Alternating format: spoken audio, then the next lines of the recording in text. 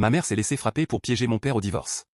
Quand j'étais petit, je pensais que tous les parents se disputaient comme les miens. Ce n'était pas des cris tous les jours. C'était pire. C'était froid. Permanent. Silencieux. Des pics au dîner. Des regards lourds. Des portes qui se ferment un peu trop fort.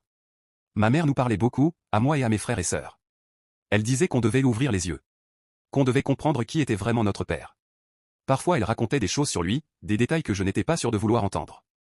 Elle insistait sur le fait qu'un jour, on devrait choisir notre camp. Mon père, lui, ne disait presque rien. Il rentrait tard. Il évitait les discussions. Quand ma mère le provoquait, il quittait la pièce. Il avait l'air fatigué en permanence. Puis ils ont parlé de divorce. À partir de là, tout est devenu plus tendu. Ma mère disait qu'elle devait se protéger. Mon père disait qu'il voulait que ça se passe proprement. Un soir, la dispute a éclaté plus fort que d'habitude. Je me souviens de chaque détail. Ma mère répétait la même phrase. Dis-le devant les enfants. Mon père lui demandait d'arrêter. Elle s'approchait de lui. Il reculait. Puis elle l'a poussé. Ce n'était pas violent. Mais c'était clair. Il lui a attrapé les poignets pour la repousser. Elle a crié. Très fort. Plus fort que nécessaire. Je me suis levé d'un coup. Mon cœur battait trop vite. Ils se sont rapprochés. Les voix ont monté. Et puis, il l'a frappé. Un seul coup. Je n'ai pas réfléchi. Je suis sorti en courant.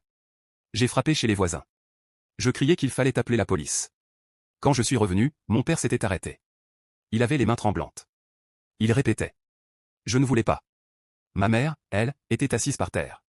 Et c'est là que quelque chose m'a glacé. Elle a sorti son téléphone. Calmement. Elle a pris une photo de son visage. Puis elle m'a regardé. Pas comme une victime. Comme quelqu'un qui venait d'obtenir ce qu'il attendait. Les voisins sont arrivés. La police aussi. Mon père n'a pas nié. Il disait que c'était un accident, qu'il avait perdu le contrôle, qu'elle l'avait provoqué. Ma mère ne criait plus. Elle montrait la photo. Elle disait qu'elle avait peur depuis longtemps. Cette nuit-là, j'ai entendu ma mère au téléphone dans sa chambre. Elle parlait des éléments décisifs.